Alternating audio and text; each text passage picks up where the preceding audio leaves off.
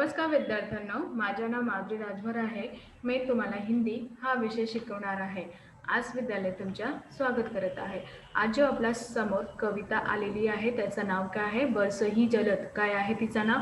बरसही जलद. आणि याचा हा दुसरा सीझन आहे.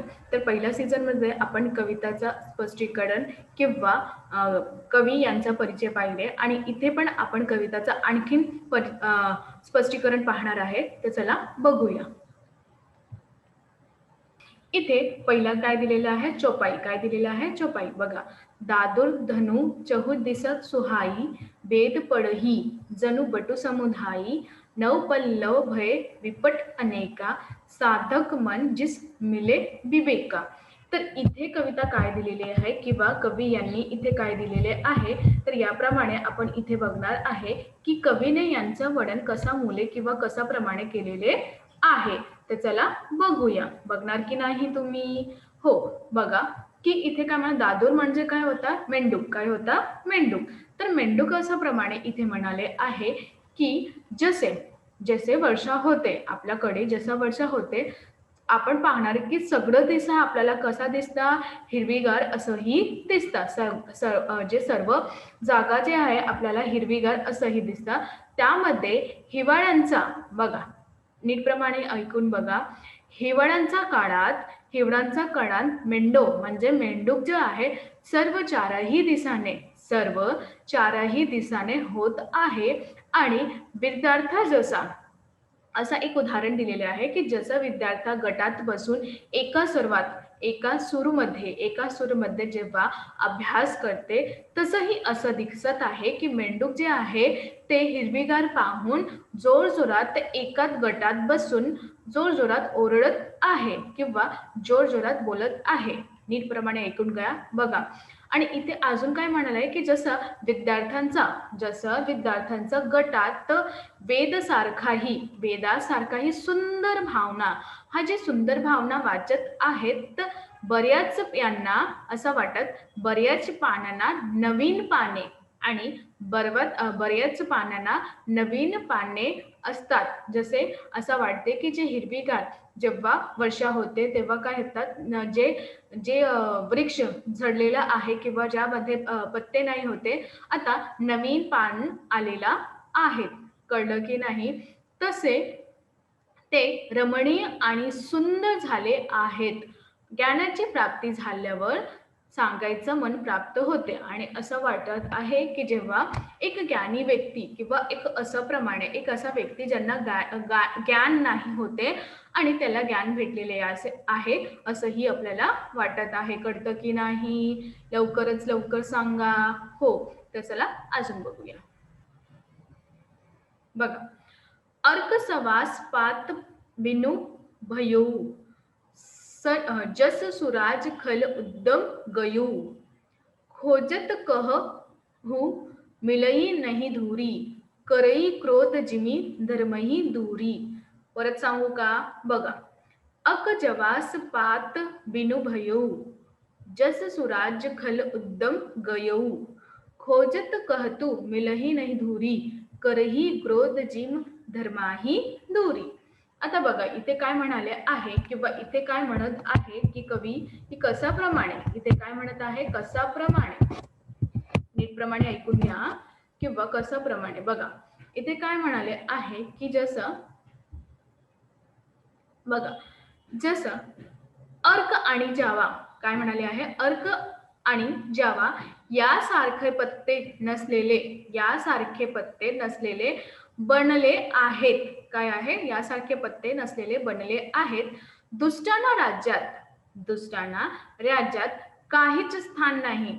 या जगात किंवा या राज्यात जे दुष्ट आदमी आहेत त्यांना या देशात किंवा या राज्यात काहीही स्थान नाही.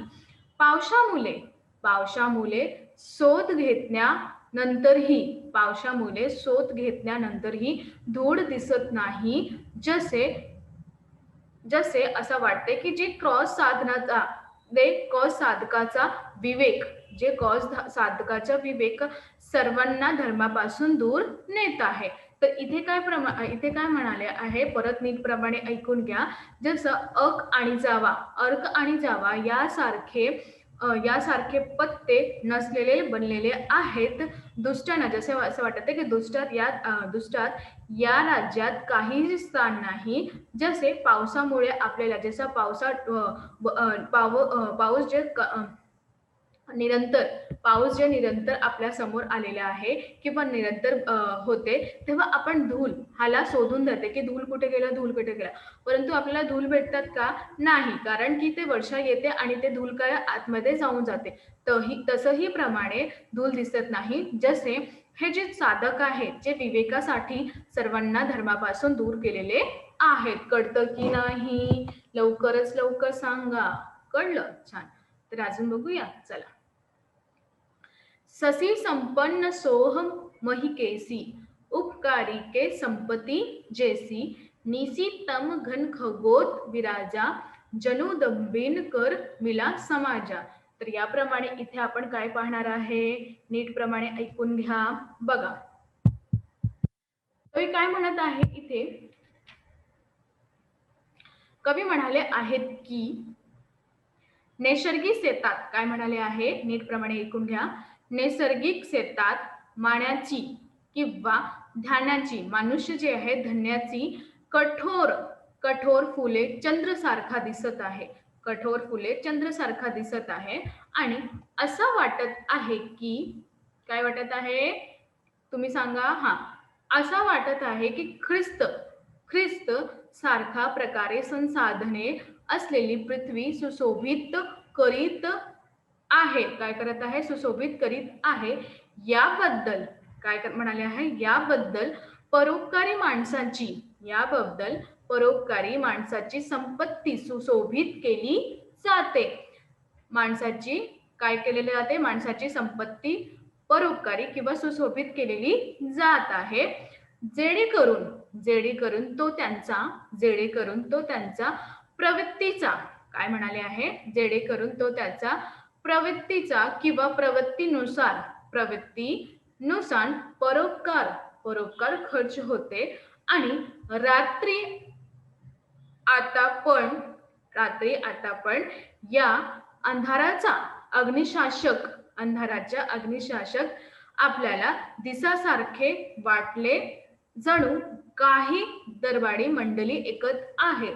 तर याप्रमाणे इथे काय दिलेले आहे की शेतात मध्ये जसे जे किसान आहे ते कठोर परिश्रम कडे आपल्या उपजाऊ देते किंवा आपल्याला काही असंही मार्ग दिसवते. आणि असंही मार्ग दिसवते की कारण ज्यांना आपल्याला असं वाटत की जसे तुम्ही पाहतात की सगळं अंधेरं असतात आणि तिथे बिजली पण नाही असतात, पण जे किडा आहे आपल्यासाठी, किडा म्हणते ना तुम्हाला, ज्यांना जुगनू असेही म्हणतात, ते जुगनू आपल्याला मार्ग दिसतात. त्याप्रमाणे तुम्ही असं वाटते की तुम्हाला की ते तुम्हाला ठाऊक जाते, ते कळायचं आहे, तर तभी तुम्हाला तही प्रमाणे करणार आहे. कळतं? हो.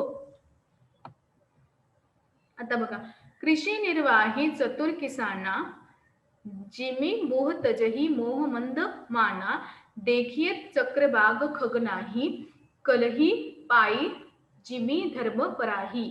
तर बघा इथे नीट प्रमाणे बघा, इथे काय म्हणाले आहे की